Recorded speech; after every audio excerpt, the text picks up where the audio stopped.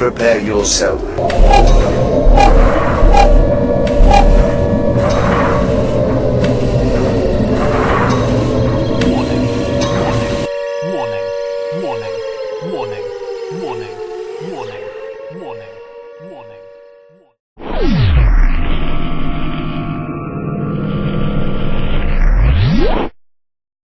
What was the difference in the size of the crowds and like the venues that you were playing?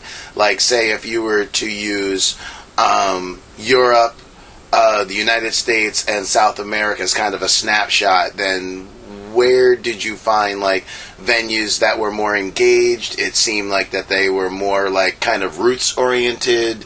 Where did that fit in? I think in South America, that's a lot of that stuff is organized like I described. I mean, like, for example, Sao Paulo is a good example. The show we did there, that was actually because that was a sort of, it started because it was supposed to be in March actually, but then Nick had she got a cold, and after a tour in Europe, and she had to rest her voice like for a week or something, so we couldn't go, and we had to move the shows to June.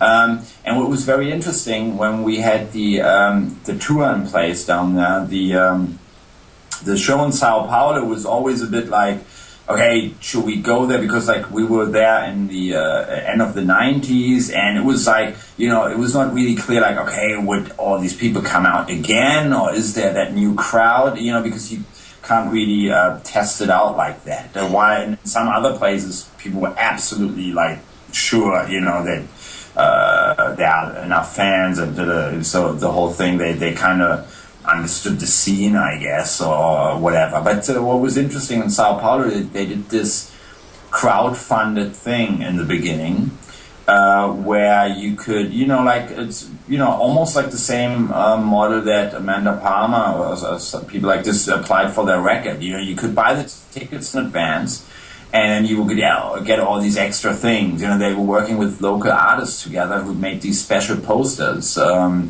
That were just really amazing. I mean, like, there were scans of them online, but when you actually saw the print and all this, it was like real art, So, and I was a bit skeptical in the beginning. I was like, okay, let's see, and then just people went crazy in Sao Paulo about this thing, and also all the artists supported the show. And, and it would, after a few weeks, it was clear, okay, this thing is going to sell out like 1,500 capacity place. So, but I thought this was so interesting, this model, to go, not look at, sales charts, or not look at, whatever indicators that also could be fake, like a certain buzz by the press, which is mostly paid by putting ads in and stuff. So, it's not that same industry at work. So I thought this was really a bottom-up thing. Like, this is, you saw, like, so many people. It was also about the message. That was what really was exciting for us. Like the way all these people, like, there were like all these political stickers, and it was always also about the message of Atari Teenage Riot, and you saw them like all over the city, because it was part of, a bigger idea in a way, So people were like, okay, this is like the band that actually goes out and does all these things, and we agree with them. Let's do graffiti, let's do. I thought this was just really cool to, come into the city and see, the support. Like, we drove from the airport to the, into the center of the city. This guy collected us with his van there, and you saw all this stuff on the side of the roads, and that was like real, like street stuff. That wasn't like the promoter, okay, I want to show the band that we did enough promotion. It's like 100 posters or something, and you saw like the slogans of the songs and stuff spray painted on walls and stuff, and that is really cool. I think that was really about, like, this also gave us a lot back, because you felt like, okay, you are writing these songs, and people they are so behind this, and that is all, and that also puts the kind of pressure back onto you, because you're like, okay, that's not, compromise. That's not, these people support us, and they said we all support certain ideas together. So, you can't also not let people down and stuff. So it's like, it just makes you want to make more, more music and go further down that path. So, and I think that's so nice to have that kind of interaction with people. I think that's really rewarding, and it's fun. But then, other musicians might have different. But this was amazing. But then also in Colombia, for example, this is kind of funny. It's like, there's so much, about the violence, and you arrive at the airport, and you see immediately like all these cops with machine guns and all, so there is like that dangerous vibe out there, kind of, and exciting. In those places, instead of, I don't know, having this kind of Walmart vibe or something. That was really cool. But then also in Europe, I think you see that, there's both things. In Europe, I think there's independent people who do really awesome stuff, and they have their kind of support from people who, who go to their shows and to the certain festivals and stuff.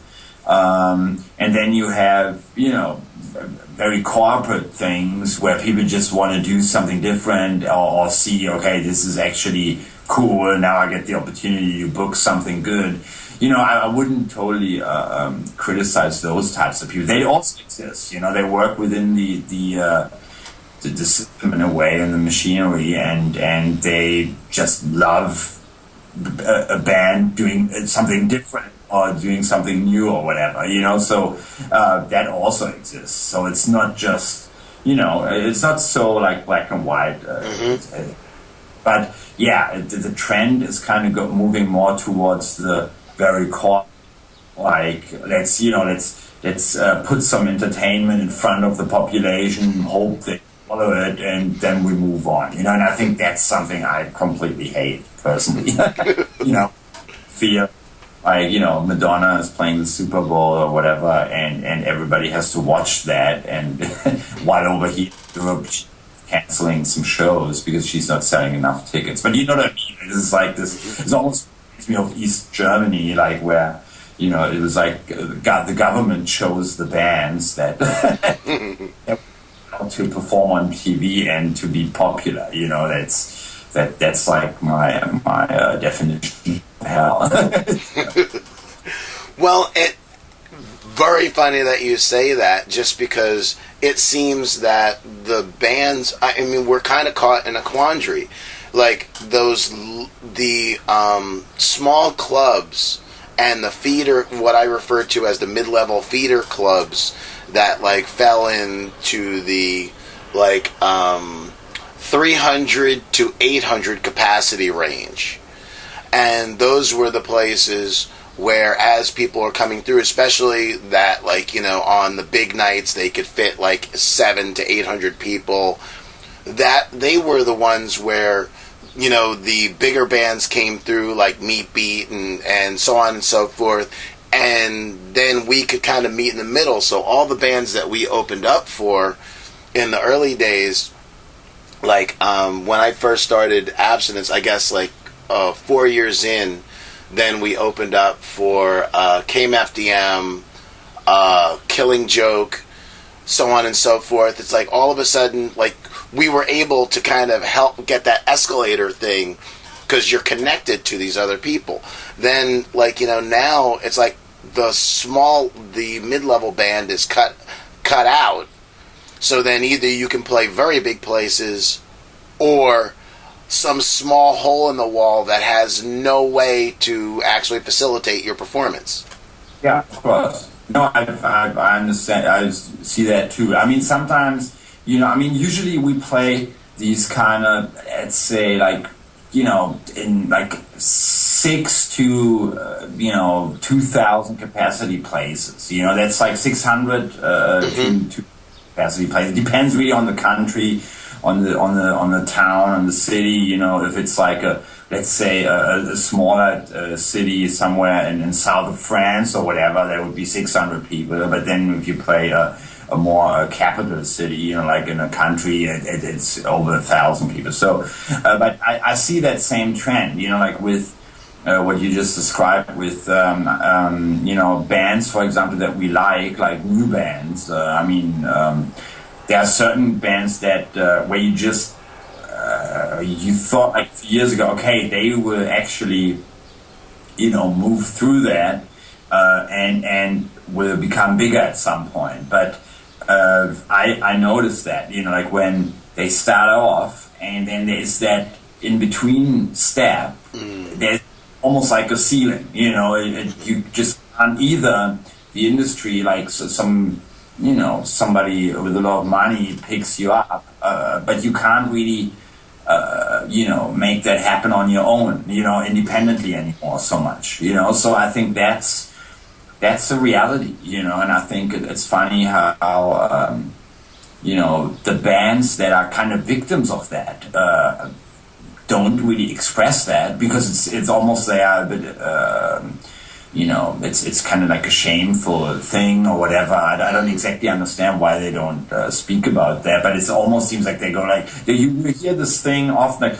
yeah, but we put our music up online for free and then hopefully more people will show up. And that this won't happen like that, and we also know by now, I think, that a lot of the stuff, like the stuff, the miracles, like the viral things or whatever, are often, just manufactured things, or planned out marketing strategies, So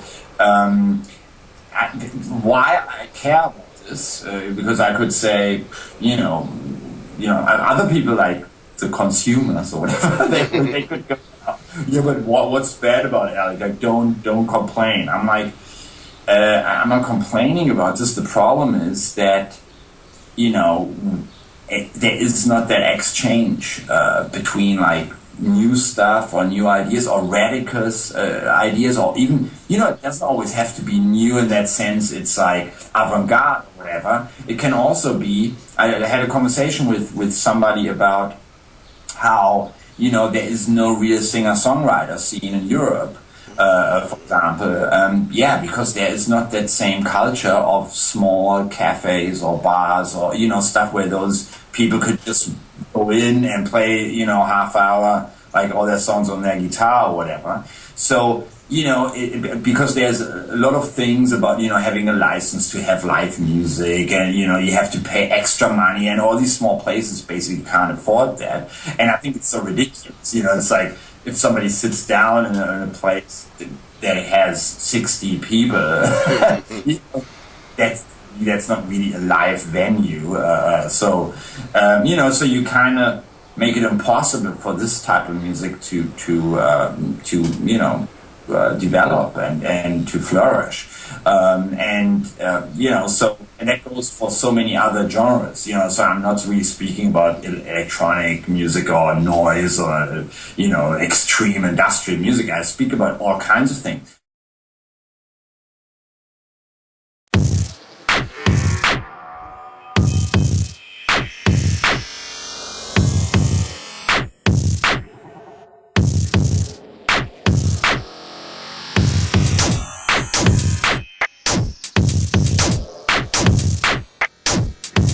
Go to www.s6k.com/impact to join our revolution.